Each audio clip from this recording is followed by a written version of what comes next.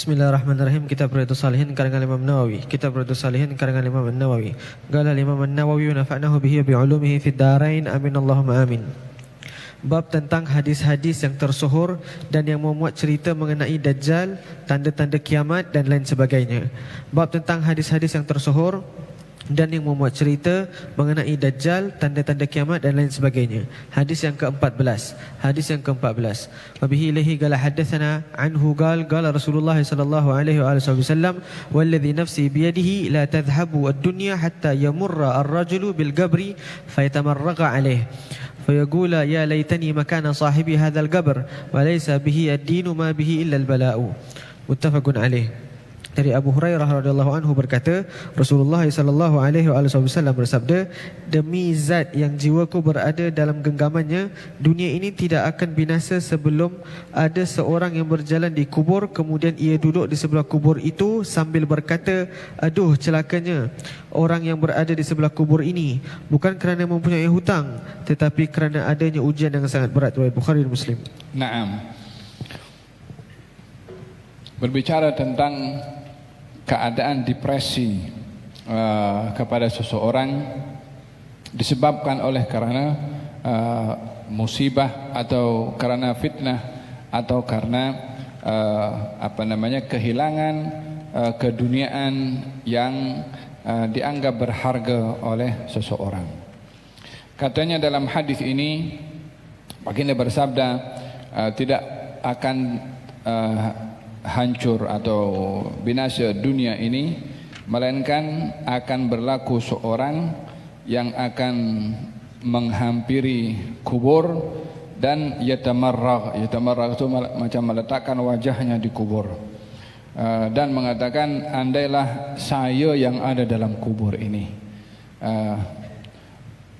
Bukan karena disebabkan oleh kerana hutang, tapi disebabkan oleh kerana musibah dan bala. Artinya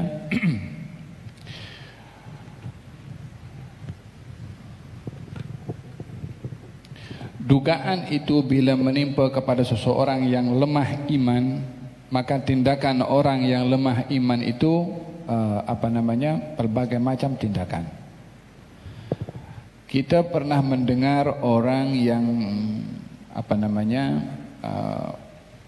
berhadapan dengan tekanan yang dia melihat tidak mampu, mungkin ditekan oleh alung atau hutang ataupun diancam, sehingga untuk terselamat daripada tekanan itu dia ambil pistol dan tembak dirinya atau bunuh diri atau menggantung diri, semata-mata ingin menyelamatkan diri daripada apa yang dirasa pada tekanan tersebut. Di akhir zaman dikatakan bahwasanya ada orang yang depresi, yang tertekan dengan masalah kehidupan yang dilalui, sehingga mengharapkan dia yang ada dalam kubur. Dia pergi kubur, letakkan dalam kubur seperti ini, katanya, andailah saya yang ada dalam kubur ini, karena mengharapkan dia tak mampu menghadapi musibah yang berhadapan dengannya, dan menyangka kalau dia mati dia tak akan berhadapan dengan musibah yang sedang dia hadapi pada saat itu. Kita diajarkan di dalam hadis Nabi Muhammad SAW untuk memiliki harapan. Dan kita diajarkan agar supaya berkeyakinan setiap permasalahan yang kita lalui mesti ada jalan keluar. Fa inna ma'al usri yusran, inna ma'al usri yusra. Pada setiap kesukaran ada kemudahan, dan pada setiap kesukaran ada kemudahan. Nabi bersabda, dalam satu kesukaran akan ada jalan keluar dua. Karena pada ayat ini Allah Subhanahu wa taala menyebutkan, ini kalau dalam ilmu nahu, fa inna ma'al usri yusran. Jadi ma'al usri itu al-usri kesukaran, ada alif lam. Yusran kemudahan, tapi tak ada alif lam. Ayat yang kedua, inna ma'al usri yusran. Kalimat al-usri ada alif lam, itu artinya kesukaran. Yusran kemudahan, tak ada alif dan lam. Jadi dua kali ayat itu diulang oleh Allah dua-dua mirip tapi tidak sama. Apa perbezaannya? Kalau dua ayat itu sama, dalam Quran itu tak ada dua ayat punya maksud yang sama, tidak ada. Kalau satu ayat dengan ayat yang lain maksudnya sama, ada pengulangan. Kalau pengulangan itu dengan maksud yang sama, maka seakan-akan Allah mengulang sesuatu yang sama. Dalam bahasa Arab, kalau orang berbicara diulang dua kali dengan maksud yang sama, itu tidak menepati fasahah dalam pembicaraan, tapi sekali saja. Oleh sebab yang demikian, setiap ayat dalam Al-Quran berulang pasti punya maksud yang berbeza. Karena Allah tidak akan mengulang dua ayat dengan maksud yang sama. Nabi ketika menjelaskan tentang kedua ayat ini, katanya kalimat al-usru yang ada alif lam itu kesulitan yang satu. Kalimat yusran diulang dua kali tidak pakai alif lam menunjukkan perbezaan. Yusran pertama jalan keluar kemudahan, yusran yang kedua jalan keluar kemudahan, yang kedua yang berbeza dengan yang pertama. Setiap kali ada kesulitan satu, ada minimum dua jalan keluar untuk selesai daripada kesulitan tersebut. Ayat ini berbicara tentang harapan, hope. Dengan demikian tidak ada dalam kamus Islam itu depresi, tekanan, tak ada jalan keluar, tidak ada. Yang ada adalah harapan kepada Allah Subhanahu wa taala pada setiap apa kesulitan, sebesar apapun kesulitannya. Bagi orang beriman akan punya keyakinan seperti itu. Tapi orang yang lemah iman, dia akan mengatakan tak ada jalan keluar kecuali mati. Fahim? Dom kata baginda Rasulullah sallallahu alaihi wasallam, nanti tidak akan berlaku hilangnya dan hancurnya dunia, sehingga orang bila mengalami musibah atau depresi atau tekanan mengharapkan dia yang mati ketika melihat kubur. Andailah saya yang mati, katanya, andailah saya yang ada dalam kubur tu, bukan dia. Apa hukum orang mengharapkan untuk mati? Orang mengharapkan mati itu ada dua keadaan, ada yang boleh, ada yang tidak boleh. Bila orang itu boleh mengharapkan atau meminta kepada Allah mati jika berlaku fitnah, yang dia khawatir hanyut dalam fitnah, maka boleh dia meminta mati. Hal ini dapat difahami daripada hadis Nabi ketika Nabi bersabda dalam doanya, Allahumma inni as'aluka fi'lal khairat, turkal munkarat, hubbal masakin, wa idza aradta biqaumin fitnatan faqbidni ghaira maftun. Ya Allah, bila engkau berkehendak berlaku fitnah kepada satu kaum, ambil nyawa aku untuk aku selamat daripada fitnah tersebut. Yani minta mati karena khawatir hanyut dalam fitnah yang mengancam agama, yang mengancam akidah. Yang kalau dia tak mati, dia boleh hanyut dalam fitnah tersebut. Ada satu keadaan orang boleh meminta mati. Seperti juga yang berlaku kepada Siti Maryam. Siti Maryam pernah berdoa meminta kepada Allah mati. Dalam Al-Quranul Karim, ketika beliau mengatakan, ya laitani mittu qabla hadha wa kuntu nasyan mansiyya. Andailah saya mati sebelum perkara ini berlaku. Apa itu perkara? Ketika membawa anaknya Nabi Isa alaihissalam.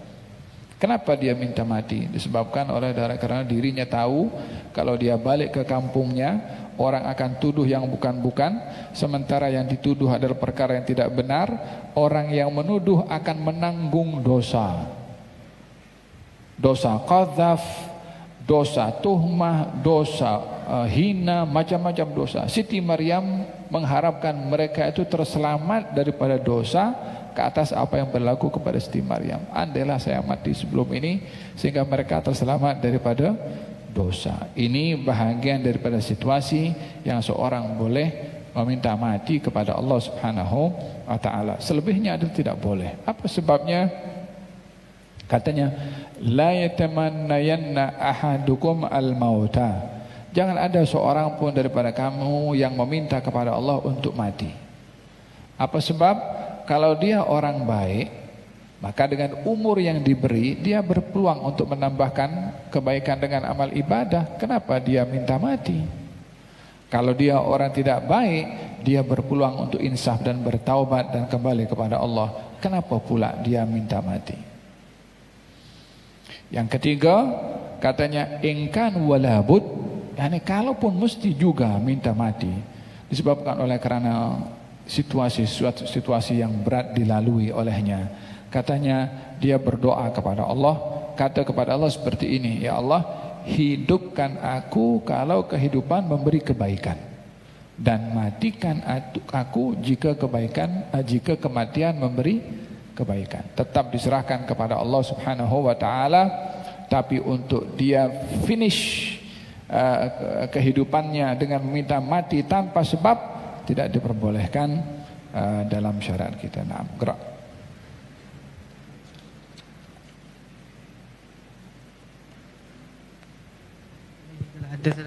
وبه إليه قال حدثنا عنه قال رسول الله صلى الله عليه وسلم لا تقوم الساعة حتى يحسر الفرات عن جبل من ذهب يقتتل عليه فيقتل من كل 199 فيقول كل رجل منهم لعلي أن أكون أنا أنجو. وفي رواية يوشك أن يحسر الفرات عن كنز من ذهب فمن حضره فلا يأخذ منه شيئا. متفق عليه.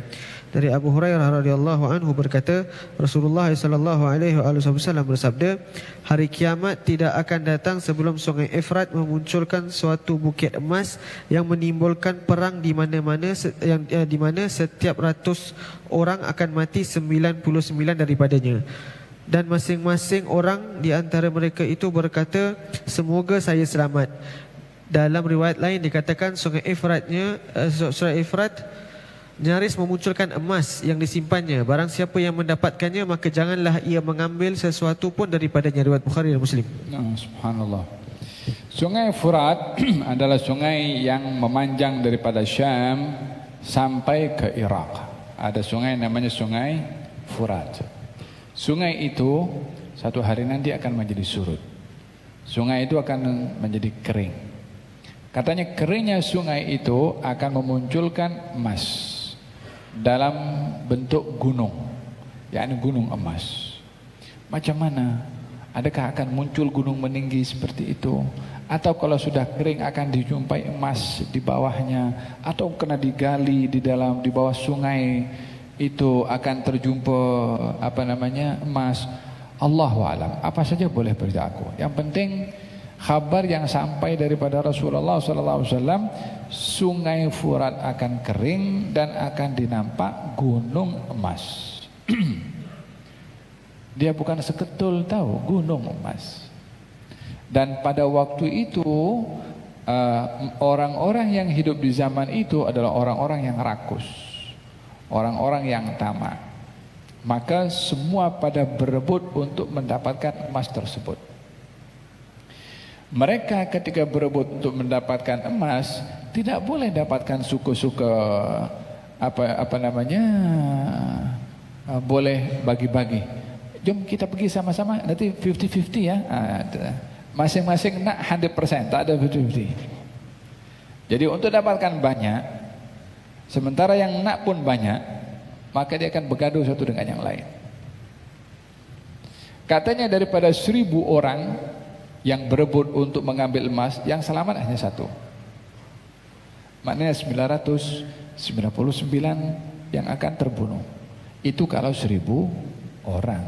Kalau 10.000 ya sama, kalikan saja. Walau sudah diberitahu seperti itu oleh Nabi, karena Nabi dalam hadis kedua mengatakan, kalau itu berlaku, kamu jangan pergi ambil itu emas. Kalau muncul sudah gunung emas, kata baginda Rasulullah SAW untuk menggambarkan bagaimana sifat tamak yang ada pada orang waktu itu, katanya, Nabi kan kata daripada 1000, 1 yang selamat. Mungkin saja aku tuh yang 1 itu. Semua orang akan berkata begitu. Daripada 1000 orang tuh, 1000 orang itulah yang berkata, mungkin aku yang selamat. Tapi tak ada yang pikir, mungkin aku salah satu daripada 999 orang itu. Sifat rakus kepada harta menutup 999 dengan satu. Coba kita pikir dengan akal pikiran yang waras. Kalau sudah dapat ada 1000 orang, 999 yang akan kena. Tidak waras kalau dia pikir yang satu itu. Tapi karena sifat rakus dan tamak, dia pikir yang satu, dia lupakan 999. Dan setiap orang yang pergi, dia akan terbunuh. Oleh sebab itu kata Nabi, "Faman hadarahu fala ya'khudh minhu syai'a." Yang hidup di zaman itu jangan pergi ambil itu harta, jangan pergi ambil itu emas. Dugaan kepada kemiskinan itu mencabar keimanan. Kadal faqru ayyakuna kufran. Hampir saja kefakiran itu menyebabkan kekufuran. Orang itu bila sudah fakir, bila terdesak, apa ya dia tak buat? Mau jual diri ramai, mau jual agama pun ramai. Apa tak terjadi orang jual agamanya untuk makan sesuap nasi? Terjadi. Apa tak terjadi orang jual kehormatan dan marwahnya untuk mendapatkan harta benda? Terjadi. Antara yang terpaksa dan antara yang rakus dengan harta, dua-dua ada. Kecuali orang yang dirahmati oleh Allah, yang mahu menjaga dirinya daripada melakukan perbuatan yang sedemikian. Hadis ini memberikan kepada kita penjelasan, walaupun ini akan berlaku di akhir zaman, namun pengajaran dan hikmah yang besar kita ambil, jangan tamak, jangan rakus. Kata pepatah seorang alim mengatakan, barang siapa yang ingin hidup cukup, sedikit akan cukup. Tapi barang siapa yang ingin hidup lebih, maka banyak pun tak cukup. Barang siapa yang ingin hidup cukup, sedikit cukup. Tapi barang siapa yang ingin hidup lebih, banyak pun tak cukup. Qal man arada an ya'isha ma yakfi falyasiru yakfi. Wa man arada an ya'isha al-kathira fal-kathiru la yakfi. Hatta dunia ini pun kalau dipunyai tak cukup juga. Apa sebabnya? Yang diinginkan lebih. Itsnan la yashba'an, dua orang tak pernah kenyang, orang cari ilmu dan orang cari duit. Kecuali masuk liang lahat baru cukup. Nasallallahu lana wa lakum al afiyah. Naam. Hada berkenaan dengan sifat rakus. Naam, gerak. وبه إليه قال حدثنا عنه قال سمعت رسول الله صلى الله عليه وسلم يقول يتركون المدينة على خير ما كانت لا يغشاها إلا العوافي يريد عوافي السباع والطير وآخر من يهشر راعيان من مزينة يريدان المدينة ينعقان بغنمهما فيجدانها وحوشا حتى إذا بلغ ثنية الوداع خر على وجوههما متفق عليه. Dari Abu Hurairah radhiyallahu anhu berkata, saya mendengar Rasulullah sallallahu alaihi wasallam bersabda, orang-orang akan meninggalkan Madinah dalam keadaan yang sangat baik. Tidak ada yang ketinggalan kecuali binatang dan burung yang mampu mencari makan ke sana dan kemari. Orang yang paling akhir meninggalkan Madinah yaitu dua penggembala dari Muzainah yang menuju ke Madinah, di mana sewaktu mereka memanggil-manggil kambingnya, tiba-tiba mereka bertemu dengan binatang buas, sehingga ketika mereka sampai ke Thaniyatul Wada' mereka jatuh tersungkur. Riwayat Bukhari dan Muslim. La ilaha illallah. Ada keadaan kota Madinah di akhir zaman, katanya akan kosong daripada penghuni. Dan waktu itu Madinah cukup subur dengan tumbuh-tumbuhan dan tanaman yang hijau dan buah-buahannya, tapi tak ada penghuninya. Macam mana tak ada penghuninya? Bukankah di akhir zaman nanti akan dicabut oleh Allah Subhanahu wa taala setiap orang yang beriman? Kalau fil hadis akan berlaku goncangan 3 kali di Madinah, sehingga goncangan itu gegaran lah, zilzal, gempa bumi. Gempa demi gempa akan menyebabkan keluarnya orang-orang munafik dan orang-orang kafir daripada kota Madinah, dan tak akan kekal di kota Madinah kecuali orang-orang yang beriman sahaja. Bermakna satu hari nanti di Madinah akan ada orang kafir, di Madinah akan ada orang munafik, entah bersembunyi entah macam mana. Satu hari akan terhalau mereka dengan adanya gegaran dan juga gempa yang dahsyat. Khawatir mereka terkena gegaran dan gempa tersebut keluar daripada kota Madinah. Sementara orang-orang yang beriman, yang teguh imannya dan ikhlas imannya, menyadari bahwa kekuatan iman itu di Madinah. Iman itu melekat dengan kota Madinah, kata baginda Rasulullah, sehingga yang akan tinggal di kota Madinah hanya orang-orang yang telus imannya. Akan menjadi kota Madinah hanya dihuni oleh orang-orang yang beriman. Tetapi di akhir zaman nanti, bila kiamat sudah semakin hampir terjadi, itu setiap orang yang beriman akan dicabut nyawanya oleh Allah Subhanahu wa taala. Hantarkan angin untuk mencabut nyawa setiap orang yang beriman. Hatta serendah-rendahnya orang beriman akan dimatikan oleh Allah Subhanahu wa taala. Fil hadis nyatakan tidak akan terjadi hari kiamat melainkan di atas muka bumi ini tak ada lagi orang yang sebut nama Allah, Allah. Tidak terjadi hari kiamat kecuali di atas muka bumi ini tak ada orang yang sebut nama Allah, Allah. Tak ada orang zikir Allah lagi dah. Sekarang pun orang konten zikir Allah di mana? Faham? Sehingga Quran bila mushafnya dibuka kosong, lembarannya tak ada. Orang baca Fatihah dah tak ingat lagi, selepas Alhamdulillah Rabbil Alamin apa ya? Dihapus. Ini akan berlaku di akhir zaman nanti. Setiap orang yang beriman akan diambil, akan dicabut nyawanya oleh Allah Subhanahu wa taala. Kota Madinah waktu itu akan kosong daripada penghuni, yang ada adalah binatang-binatang buas. Dalam riwayat yang lain, binatang-binatang itu pun akan masuk ke Masjid Nabawi. Kosong, tak ada orang. Macam mana kita tengok 24 jam itu masjid tak pernah kosong saat ini? Bukankah Masjid Nabawi 24 jam tak pernah kosong itu? Satu hari akan menjadi kosong. Bukan lagi manusia ada di situ, tapi binatang-binatang yang cari makanan. Hadis ini, yatrukun al-Madinah, akan ditinggalkan Madinah ala khairi ma kanat. Waktu itu Madinah dalam sebaik-baik keadaan, subur, hijau, buah-buahan. La yaghshaha illa al-awafi. Tak ada masuk ke dalam kecuali binatang-binatang yang cari makanan. Wa akhiru man yuhsyar ra'yan min Muzainah. Sehingga waktu itu ada orang daripada Muzainah pergi ke masuk Madinah dengan membawa kambing nak mengembalakan. Didapati Madinah banyak binatang buas.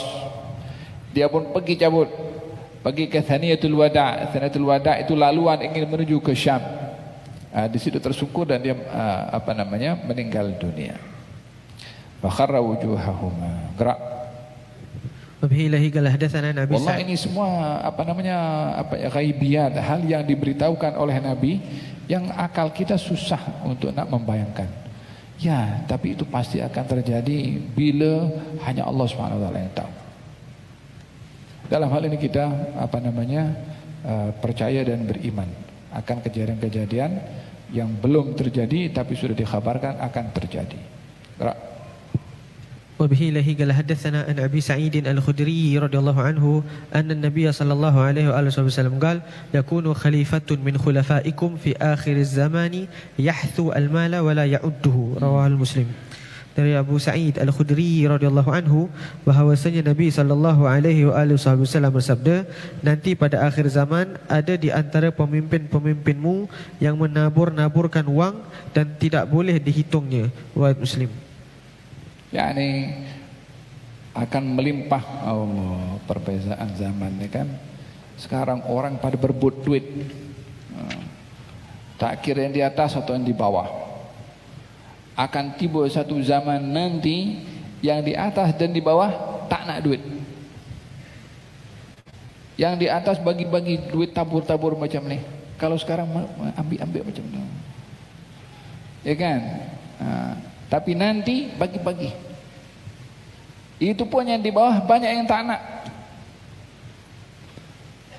Berbeza dengan apa yang berlaku kita punya zaman sekarang. Tak di atas dan juga di bawah juga. Sama-sama mari-mari. Ya subhanallah. Gerak. Ini tadi berbicara yang di atas tak nak duit. Sekarang berbicara yang di bawah tak nak duit. Coba.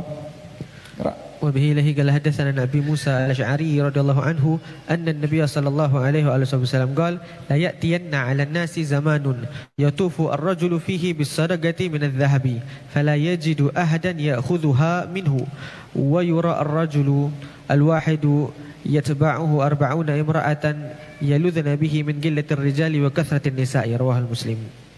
Dari Abu Musa Al-Asy'ari radhiyallahu anhu bahawasanya Nabi sallallahu alaihi wasallam bersabda, nanti akan datang kepada manusia suatu zaman di mana seorang berkeliling mengedarkan sedekahnya yang berupa emas, tetapi tidak ada seorang pun yang mau mengambilnya, dan akan kelihatan seorang lelaki diikuti oleh 40 orang perempuan yang ingin berlindung kepadanya kerana sedikitnya orang lelaki dan banyaknya orang perempuan.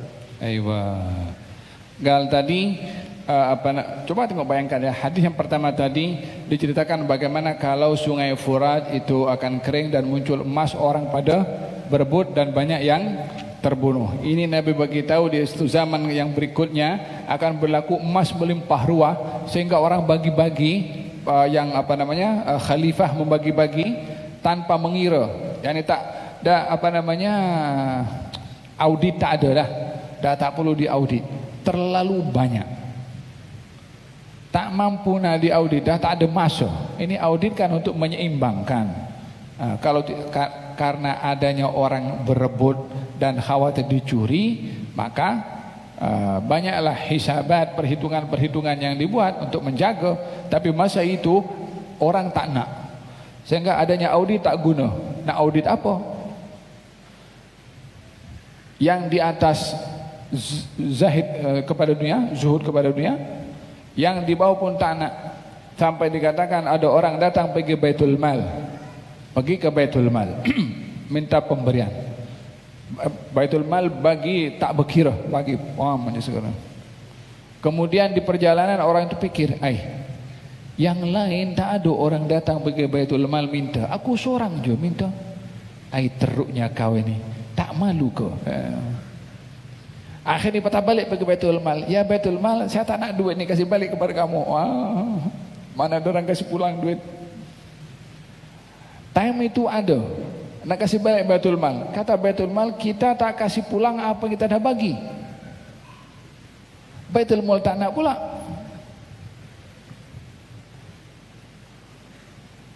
Dengan apa yang ada sekarang macam langit dan bumi perbezaannya. Dengan sistem kapitalisnya, ya kan? Tapi satu zaman nanti itu akan berlaku. Katanya sehingga lelaki itu nak bagi kepada orang, orang tak nak. Apa dia buat? Pergi sungai, campak itu emas dalam sungai. Mana ada orang campak emas dalam sungai? Manalah boleh itu masuk akal, Habib. Memanglah kalau ikut akal kita sekarang memang tak masuk akal. Tapi ini berbicara adalah yang tidak berbicara daripada hawa nafsu, dia berbicara dengan dasar wahyu. Katanya akan datang orang bagi zakat, tak ada siapa yang nak ambil.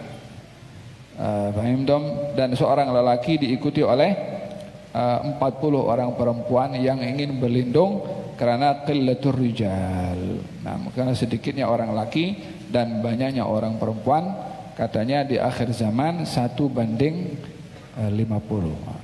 Satu laki-laki berhadapan dengan 50 orang perempuan. Wallahu a'lam. Yang panjang-panjang yang ini.